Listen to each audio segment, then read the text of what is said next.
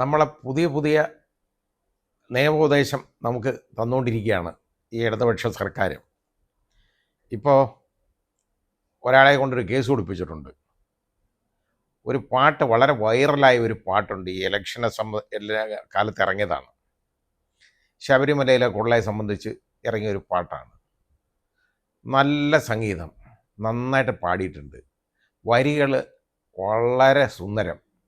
പക്ഷേ അത് വലിയ ഏതാണ്ട് ക്രിമിനൽ കുറ്റമാണെന്നും പറഞ്ഞാൽ നടക്കുന്നത്. ഇതെന്ത് ക്രിമിനൽ കുറ്റം? ഈ ബോധമില്ലാത്ത പോലീസുകാർ വീണ്ടും എന്തെങ്കിലുമൊക്കെ കുഴപ്പം ഈ ശ്രീ പിണറായി വിജയനെ കൊണ്ട് ചാടിക്കും.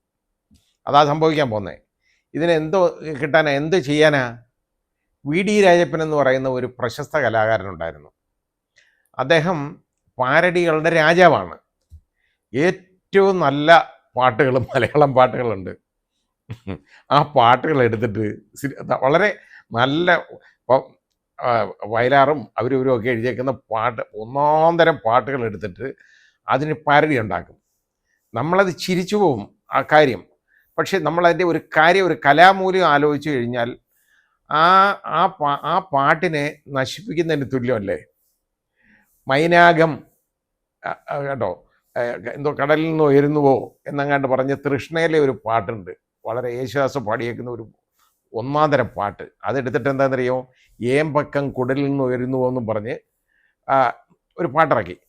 കേൾക്കാൻ നല്ല സുഖമാണ്, നമ്മൾ ചിരിച്ചും പോകും. പക്ഷേ ആ പാട്ടിനെ നശിപ്പിക്കുന്നതിന് തുല്യമാണത്. പിന്നെ ഇത് പാട്ടല്ല പ്രശ്നം, ഇവിടെ വരികളല്ല. ഇതിലെ ഉള്ള ഒരു ചെറിയ മോഷണത്തിൻ്റെ എലമെൻ്റ് ഇതിലുണ്ട്. ഏതാണെന്നറിയോ? അതിൻ്റെ സംഗീതമാണ് ഈ മോഷിക്കുന്നത്, അല്ലാതെ പാട്ടല്ല. ഇവിടെ ഈ സ്വർണം കട്ടത് ആരപ്പ, അത് സഖാക്കളാണ് ഈ അപ്പ എന്നൊക്കെയുള്ള വരികൾ.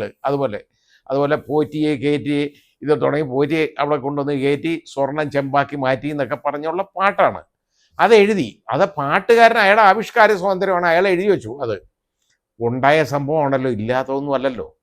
ഇതെന്താ പറയുമ്പം ഇത്രയും സങ്കടം വരുന്നത് ഇത് കേൾക്കുമ്പം? കാരണം ഇവർക്ക് ഇതിൻ്റെ ഓർമ്മ വരും, മോഷ്ടിക്കാം പക്ഷെ പറയരുത്, അതാണ് കാര്യം. എന്ത് വൃത്തികേടും കാണിക്കാം, പക്ഷെ അത് പുറത്ത് പറയാൻ പാടില്ല, ആരും പറയാൻ പാടില്ല. വേറെ കുഴപ്പമൊന്നുമില്ല.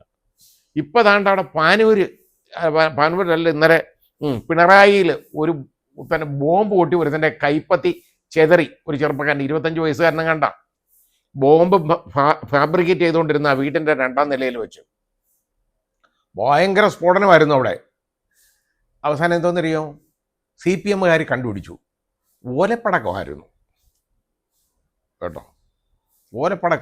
ഓലപ്പടക്കം പൊട്ടിയതാണ് ഇത് വന്നേക്കുന്നത്.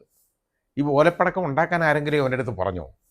ബോംബ് ഫാബ്രിക്കേറ്റ് ചെയ്തുകൊണ്ടിരുന്നപ്പോഴാണ് ഇതിങ്ങനെ പൊട്ടി കൈപ്പത്തി ചെതറിപ്പോയത്. എന്നിട്ട് അതിന് പറയുന്നത് ഓലപ്പടക്കം. ശരിയാണ്, ബോംബെന്ന് പറയത്തില്ല. അവിടെ ബോംബ് നിർമ്മാണമൊക്കെ തകൃതിയായിട്ട് നടക്കുന്നുണ്ട്. അതിൻ്റെ ഭാഗമായിട്ടാണ് ഇത്. ഈ അന്വേഷണം ഒന്ന് ശരിയായിട്ട് പോകണ്ടായോ? അതിന് പോലീസ് പോലും കേസ് രജിസ്റ്റർ ചെയ്തേക്കുന്നത് എന്താണെന്നറിയാമോ? അവർ ബോംബെന്നല്ല, പടക്കം. എന്നിട്ട് സ്ഫോടക വസ്തുക്കൾ അശ്രദ്ധമായിട്ട് കൈകാര്യം ചെയ്തെന്ന്. ശ്രദ്ധിച്ച് കൈകാര്യം ചെയ്യണമായിരുന്നു, ശരിയാ. ഈ ബോംബ് ഉണ്ടാക്കുമ്പോൾ വളരെ സൂക്ഷിക്കേണ്ടതാണ്. അശ്രദ്ധമായിട്ട് ഉണ്ടാക്കിയതാണ് പ്രശ്നം. ഇപ്പോൾ അശ്രദ്ധമായിട്ട് സ്ഫോടക വസ്തുക്കൾ കൈകാര്യം ചെയ്തതിലാണ് ആ കേസ് രജിസ്റ്റർ ചെയ്തേക്കുന്നത്. ഈ രീതിയിൽ പോയിക്കൊണ്ടിരിക്കുക. അതിനൊരു ഉദാഹരണം ഞാൻ പറഞ്ഞതല്ലേ ഉള്ളൂ. ഇവിടെ ഈ അയ്യപ്പനെ സംബന്ധിച്ചിടത്തോളം ഒരു പാട്ട്, അത് ഏതെങ്കിലും മതത്തെ ആക്ഷേപിക്കുന്നത്? ഏത് മതത്തിനെ ആക്ഷേപിക്കുന്നത്? അയ്യപ്പ മതം എന്ന് പറയുന്നൊരു മതമുണ്ടോ? അയ്യപ്പന് മതമുണ്ടോ യഥാർത്ഥത്തിൽ? അങ്ങനെയാണെങ്കിൽ അയ്യപ്പ മതം എന്ന് പറഞ്ഞൊരു മതം വേണ്ടേ? ഇവിടെ നമുക്ക് ഹിന്ദു മതമുണ്ട്, ഇസ്ലാം മതമുണ്ട്, ക്രിസ്ത്യൻ മതമുണ്ട്, ജൈന മതമുണ്ട്, ഇതൊക്കെ ഉണ്ട്. പക്ഷേ അയ്യപ്പ മതം എന്ന് പറയുന്ന ഒരു മതം ഞാൻ കേട്ടിട്ടില്ല ഇതുവരെ, എനിക്കറിഞ്ഞുകൊണ്ടുള്ളതായിട്ട്. ആ മതത്തിനെ ആക്ഷേപിക്കുന്ന വകുപ്പൊക്കെ ഇട്ട് കേസെടുക്കാനുള്ള ഒരുക്കത്തിലാണിത്. ഇത് എവിടെ നിൽക്കാനായത്? എന്തെങ്കിലും ബോധം വേണ്ടയോ? വി.ഡി. രാജപ്പന് എത്ര കേസ് പ്രതിയാവണമായിരുന്നു അറിയാമോ? ഇതുപോലാണെന്നുണ്ടെങ്കിൽ അയാളുടെ സംഗീതമാണ് ഈ മോഷ്ടിക്കുന്നത്. സംഗീതമാണ് ഇതിനകത്ത്. അത് മോഷ്ടിക്കാം. അതിൻ്റെ കാരണം മോഷ്ടിക്കുകയല്ല.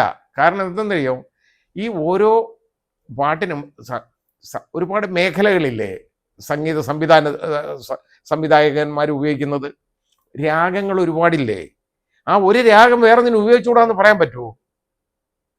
എങ്ങനെ പറയാൻ പറ്റും? എത്രയോ പാട്ടുകളുണ്ട് അങ്ങനെയുള്ള ഒരു ഏറുള്ള പാട്ടുകൾ, ധാരാളം പാട്ടുകൾ നമ്മൾ കേൾക്കാറുണ്ട്.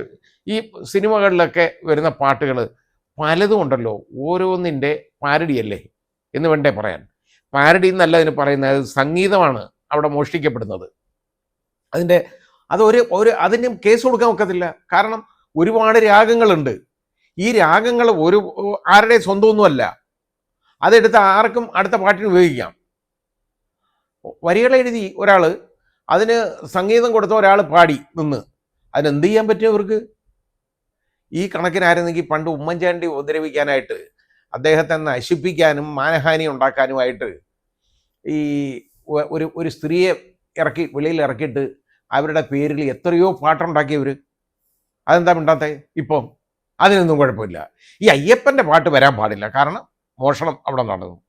ഇന്നലെ ഒരാൾ കോടതി കാല് പിടിച്ച് പറയുന്നുണ്ട് കേട്ടോ.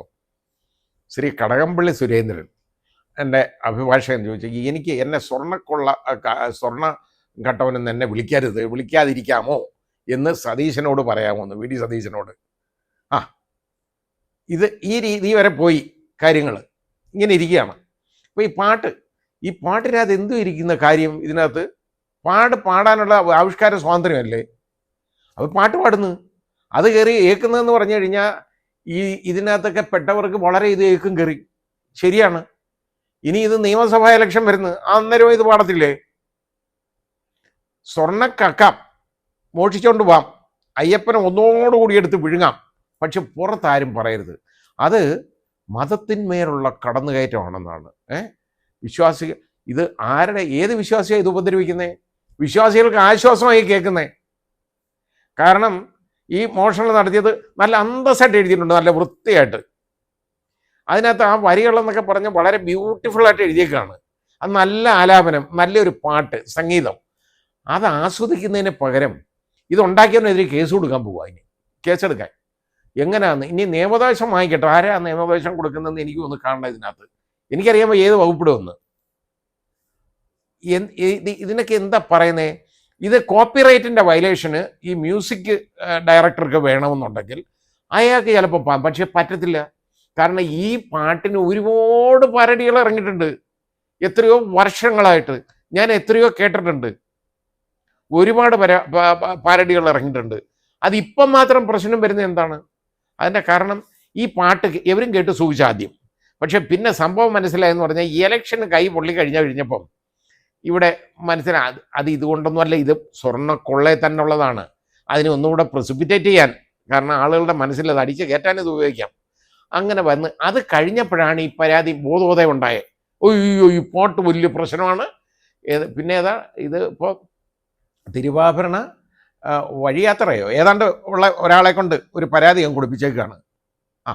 എളുപ്പമുള്ള മാർഗമാണല്ലോ. ഒരു പരാതിയും കൊടുത്തിട്ട് ഒരു കേസ്, എങ്ങനെ കേസ് രജിസ്റ്റർ ചെയ്യും? ഇതിനകത്ത് ഏത് വകുപ്പിടും? എനിക്കറിയാൻ വയ്യാത്ത കാര്യമാണ് ഇതുവരെ.